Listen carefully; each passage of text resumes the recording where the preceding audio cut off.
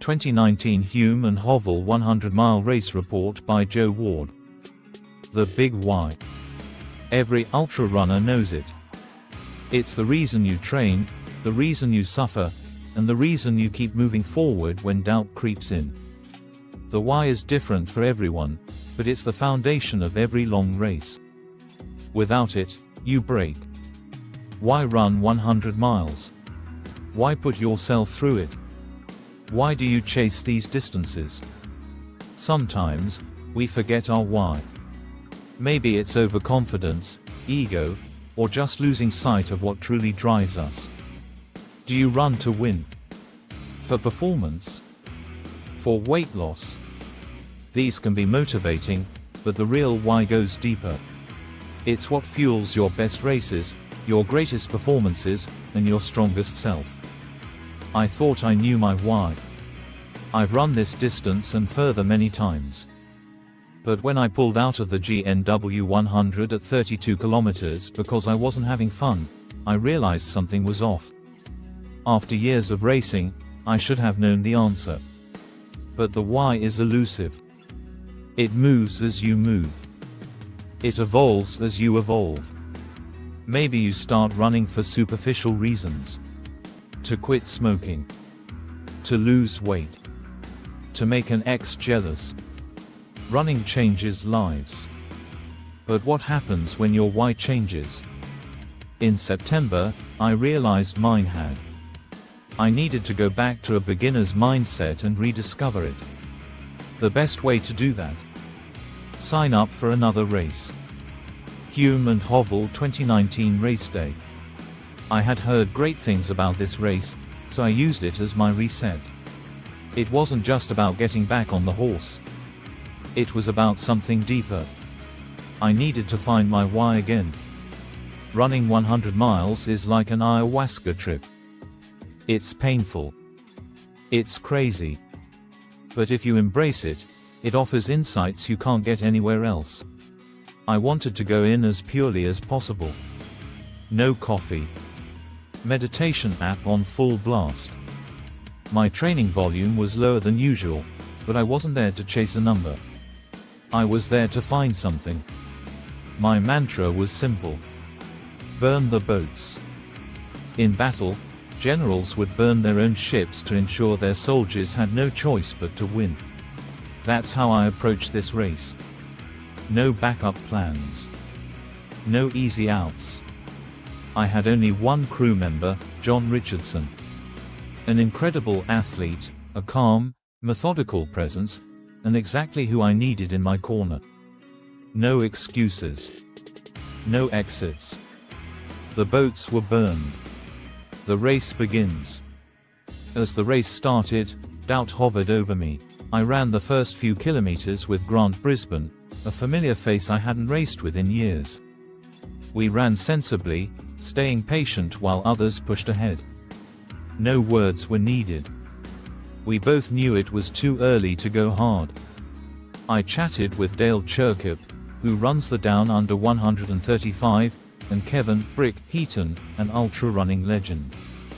By 25 kilometers, my heart rate was spiking to 160 BPM, which was a bit concerning.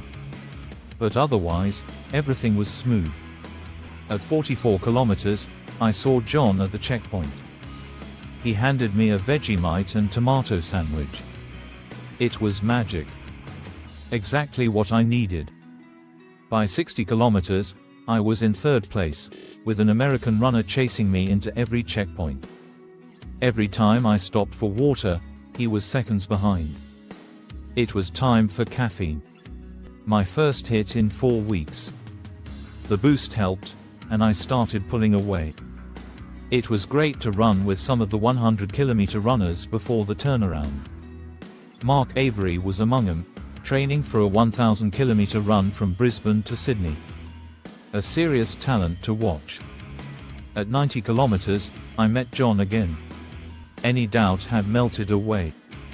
I grabbed some cliff blocks and tailwind-filled soft flasks and headed toward the waterfall. By now, I was in second place. The leader had been broken by Grant, his pacer explaining that Grant crushed him on the hills. I pushed harder, hoping to catch up.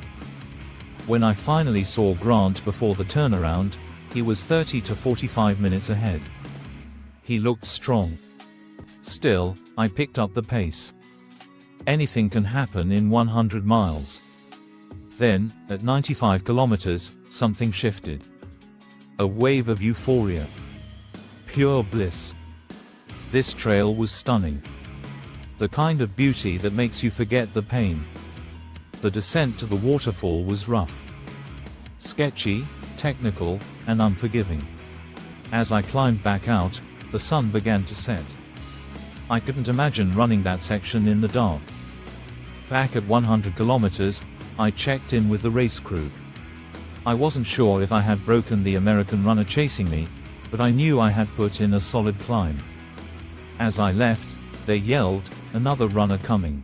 Then they turned and laughed. Bastards.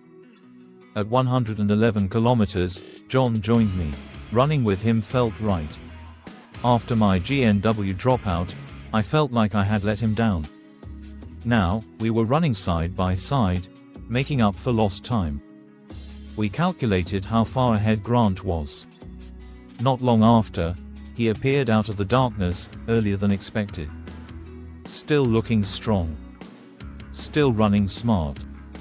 But we kept the faith. Maybe, if we pushed hard, he would fade later. Anything can happen in 100 miles. John and I ran, joked, and sang. Badly. The final 30 kilometers were mostly single track, winding downwards. Running with a close friend on these trails felt like exactly where I was supposed to be. Then, at 135 kilometers, something happened. Out of the darkness, around 1 a.m., just ahead of us. 2 wild brumbies. They jumped out from behind a tree, startled but majestic. I had been running in Australia for 10 years and had never seen wild horses. To see them this close, in this moment, felt surreal. And that's when I found it. At 1 a.m., in the middle of the Hume and Hovell Trail, staring into the glowing red and white eyes of a wild brumby. My why? Why does a brumby run? Because that's what a brumby does. It was born to run. It follows its true purpose, expressing its nature. Maybe my why is that simple. I run because I am a runner. I was born to run. I love running and everything it has brought into my life. I run because the best part of me is expressed through movement. I run because it brings me joy.